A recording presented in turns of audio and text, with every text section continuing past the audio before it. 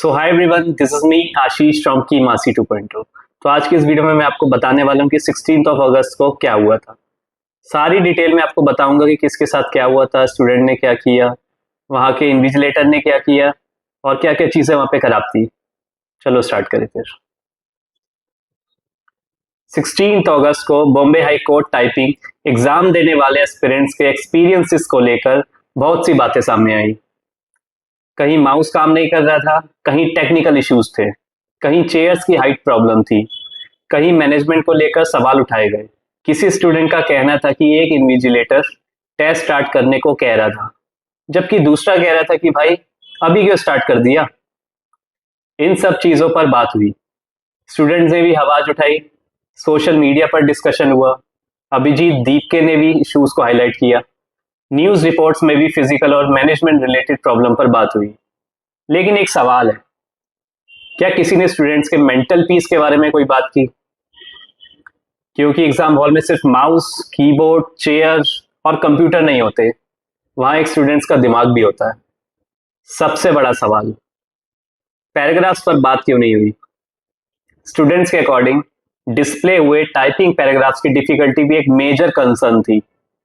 अगर एक typing exam में ऐसे पैराग्राफ्स दिए जाते हैं जिनके साथ एक्सपीरियंस टाइपिस्ट भी स्ट्रगल कर रहे हैं, तो सवाल उठना बिल्कुल नेचुरल है। अगर एग्जाम अथॉरिटी को 50 से 60 वर्ड पर मिनट लेवल की टाइपिंग प्रोफिशिएंसी चाहिए थी, तो क्या नोटिफिकेशन में इस एक्सपेक्टेशन को क्लियरली मेंशन नहीं किया जा सकता था? स्टूडेंट को पता होना चाहिए कि उसे किस लेवल के लिए प्रिपेयर करना है। आप उससे नॉर्मल रोड पर ड्राइविंग प्रैक्टिस करवाओ और एग्जाम के एक दिन फॉर्मूला 1 ट्रैक पर दौड़ा दो, फिर बोलो चलो भाई अब ड्राइव करके दिखाओ। ये प्रिपरेशन का टेस्ट है या फिर सरप्राइज अटैक? टेक्निकल प्रॉब्लम के साथ अगर डिफिकल्ट पैराग्राफ को ऐड कर दिया जाए तो स्टूडेंट पर आता है डबल प्रेशर। एक तरफ पैराग्राफ डिफिकल्ट, दूसरी तरफ सिस्टम रिलेटेड प्रॉब्लम्स, ऊपर से एग्जाम का प्रेशर। और अगर माउस या सिस्टम प्रॉपर्ली रिस्पॉन्ड ना करे तो स्टूडेंट के दिमाग में क्या चल रहा होगा? मेरी प्रिपरेशन खराब है या सिस्टम? मेरी स्पीड कम है या फिर सिस्टम स्लो है? मेरा टेस्ट इवेल्युएट मेरी टाइपिंग से होगा या टेक्निकल प्रॉब्लम से? ये सिर्फ एक कंप्यूटर प्रॉब्लम नहीं होती, एग्जाम के बीच में एक छोटी सी टेक्निकल प्रॉब्लम भी स्टूडेंट की कंसंट्रेशन को बिगाड़ देता है, तोड़ देता है। और जिस स्टूडेंट ने महीनों तक प्रैक्टिस की, उसके लिए एग्जाम के वो कुछ मिनट्स उसकी पूरी मेहनत का फाइनल टेस्ट होते हैं। कीबोर्ड का सवाल भी इंटरेस्टिंग है। स्टूडेंट्स के बीच ये बात भी डिस्कस हुई कि कुछ कैंडिडेट्स अपना कीबोर्ड लेकर आए। अगर रूल्स में पर्सनल कीबोर्ड अलाउड नहीं था तो ऑब्वियस क्वेश्चन है, एंट्री गेट पर चेकिंग का प्रोसेस एग्जैक्टली क्या था? और अगर चेकिंग नहीं हुई तो फिर ये क्वेश्चन भी नेचुरली उठता है कि एग्जाम हॉल के अंदर एक्चुअल वेरिफिकेशन कितनी स्ट्रिक्ट थी। लेकिन यहाँ एक और सीरियस पॉइंट है, अगर किसी कैंडिडेट को अनफेयर एडवांटेज मिलने की पॉसिबिलिटी है तो उसका इम्पैक्ट सिर्फ एक कैंडिडेट पर नहीं पड़ता, उसका इम्पैक्ट उन हजारों स्टूडेंट्स पर पड़ता है जो ऑनेस्टली एग्जाम देने आए थे। इसलिए ट्रांसपेरेंसी जरूरी है। और फिर आई चेयर की कहानी। स्टूडेंट्स के एक्सपीरियंसेस के मुताबिक कुछ जगहों पर चेयर की हाइट को लेकर भी प्रॉब्लम हुई। किसी के लिए चेयर छोटी थी, किसी को एक्स्ट्रा चेयर लेनी पड़ी। और अगर किसी स्टूडेंट ने सिटिंग अरेंजमेंट को लेकर प्रॉब्लम बताई और उसके रिस्पॉन्स में उसका मजाक बनाया गया या उसे डिसेबल्ड कहकर एड्रेस किया गया, तो ये सिर्फ मैनेजमेंट इशू नहीं है, ये डिग्निटी का इशू है। एग्जाम देने आए स्टूडेंट कस्टमर नहीं है, वो अपना फ्यूचर देने आए हैं, उसके साथ मिनिमम रिस्पेक्ट तो बनती है। स्टूडेंट, सर कीबोर्ड चेंज कर दीजिए, और अगर जवाब मिले स्टार्ट करो, कुछ सॉफ्ट हो जाएगा, तो भाई कीबोर्ड है, एटीट्यूड प्रॉब्लम नहीं है जो 5 मिनट में टाइपिंग करते हुए ठीक हो जाएगा। एग्जाम के अंदर कैंडिडेट को कीबोर्ड के साथ एडजस्ट करना पड़ सकता है, ये समझ में आता है। लेकिन जब मल्टीपल स्टूडेंट्स टेक्निकल या हार्डवेयर रिलेटेड कंसर्न रिपोर्ट कर रहे हो तो उन कंसर्न को सीरियसली इन्वेस्टिगेट करना भी जरूरी है। लेकिन असली ट्रेजेडी ये नहीं है, असली ट्रेजेडी तो ये है कि हम हर चीज पर सवाल कर रहे हैं। माउस क्यों नहीं चला, चेयर छोटी क्यों थी, मैनेजमेंट कैसे था, कीबोर्ड कैसे था, चेकिंग हुई या नहीं हुई, टेक्निकल प्रॉब्लम हुई कि नहीं हुई, लेकिन स्टूडेंट के दिमाग पर क्या गुजरा, ये इस पर कितने लोग बात कर रहे हैं? एक स्टूडेंट घर से प्रिपरेशन करने आता है, महीनों तक प्रैक्टिस करता है, स्पीड बिल्ड करता है, एक्यूरेसी इंप्रूव करता है, मॉक देता है, अपना टेस्ट, पैसा और एनर्जी इन्वेस्ट करता है, और एग्जाम के दिन अगर उसे एक के बाद एक अनएक्सपेक्टेड प्रॉब्लम फेस करनी पड़े तो उसके मेंटल पीस का क्या कोई मेजरेबल पैरामीटर नहीं है। टाइपिंग टेस्ट में मेंटल पीस भी होना चाहिए, लेकिन मिलेगी कैसे? ऐसा माना जाता है कि टाइपिंग टेस्ट देने से पहले स्टूडेंट का माइंड बिल्कुल काम और कंपोज होना चाहिए। टाइपिंग में कंसंट्रेशन चाहिए, कंटिन्यूटी चाहिए, एक्यूरेसी चाहिए, फिंगर कोऑर्डिनेशन चाहिए, और सबसे इंपॉर्टेंट चीज मेंटल पीस चाहिए।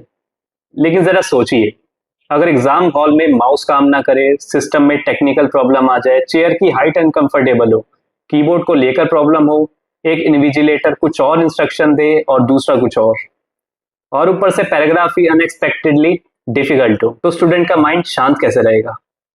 क्या स्टूडेंट टाइपिंग टेस्ट देने आया था या meditation and mental peace challenge देने?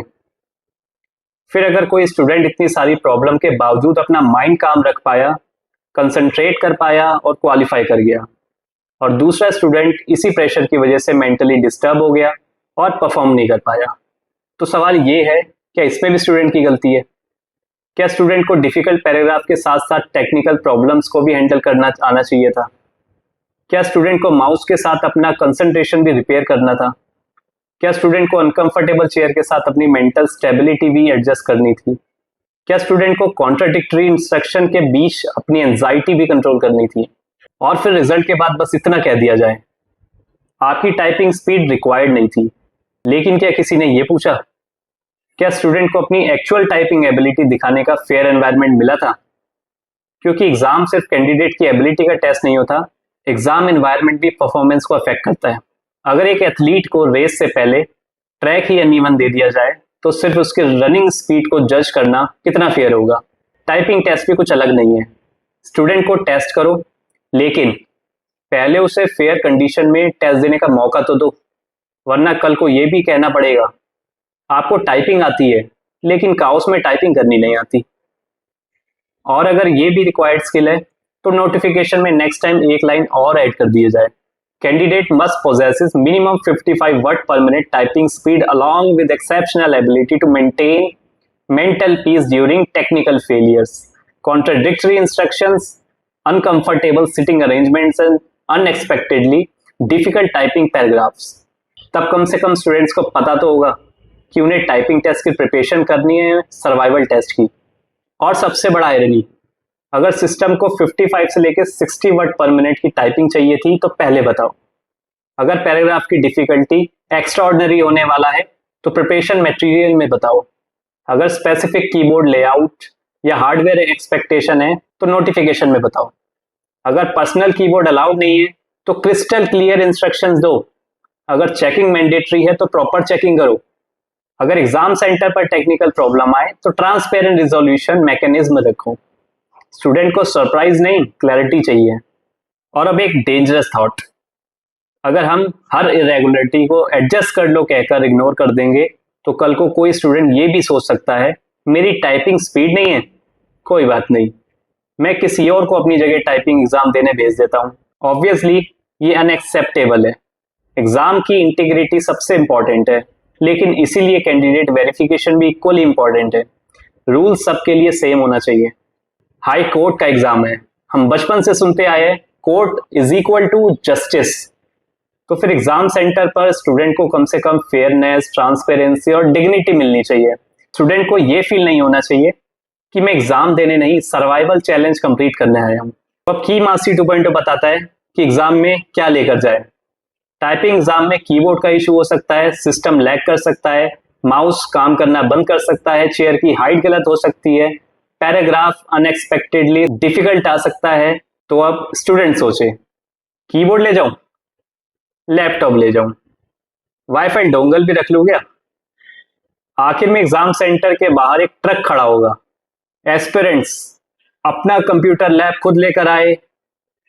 लेकिन मजाक के पीछे एक सीरियस मैसेज है। हम एजुकेशन सिस्टम का मजाक उड़ा रहे हैं, लेकिन स्टूडेंट्स का नहीं। हम उन स्टूडेंट्स के साथ खड़े हैं जिन्होंने ऑनेस्टली प्रिपरेशन की। हम उनके मेंटल प्रेशर की बात कर रहे हैं। हम ये कह रहे हैं कि एग्जाम सिर्फ एक टाइपिंग टेस्ट नहीं होता। एग्जाम एक स्टूडेंट के लिए उसकी मंथ की लॉन्ग प्रिपरेशन, एक्सपेक्टेशंस, कॉन्फिडेंस, और फ्यूचर का टेस्ट होता है। इसलिए अथॉरिटीज से सवाल पूछना गलत नहीं है। सवाल पूछना सिस्टम को तोड़ना नहीं होता, कभी कभी सवाल पूछना ही सिस्टम को बेटर बनाने का पहला स्टेप होता है। और हाँ, अगर स्टूडेंट्स के हर इश्यूज पर इन्वेस्टिगेशन हो सकती है, तो एक इन्वेस्टिगेशन इस बात पर भी होनी चाहिए उन पैराग्राफ्स की डिफिकल्टी का लेवल क्या था। क्या वो ऑफिशियली एक्सपेक्टेड टाइपिंग स्टैंडर्ड के अकॉर्डिंग थे? क्या नोटिफिकेशन में required skill level clearly defined था? टेक्निकल डिस्ट्रप्शन का कैंडिडेट परफॉर्मेंस पर क्या इम्पैक्ट पड़ा? कैंडिडेट वेरिफिकेशन का क्या प्रोसेस था? और सबसे इंपॉर्टेंट, 16 अगस्त के बाद कितने स्टूडेंट्स का कॉन्फिडेंस टूट गया? इसका डेटा शायद किसी रिजल्ट में नहीं मिलेगा, लेकिन इसका मतलब ये नहीं हो सकता कि कोई इम्पैक्ट ही नहीं पड़ा। स्टूडेंट्स मशीन नहीं है, उनके इमोशंस है, उनके मेंटल प्रेशर है, उनके एक्सपेक्टेशंस है, और सबसे बढ़कर उनके सपने हैं। एजुकेशन सिस्टम से बस इतनी सी रिक्वेस्ट है, स्टूडेंट्स को सिर्फ टेस्ट मत कीजिए, उन्हें समझने की भी पूरी कोशिश कीजिए। क्योंकि जब सिस्टम स्टूडेंट्स की मेंटल पीस को इग्नोर करता है तो प्रॉब्लम सिर्फ एक एग्जाम की नहीं रहती, फिर सवाल पूरे एजुकेशन सिस्टम पर उठता है।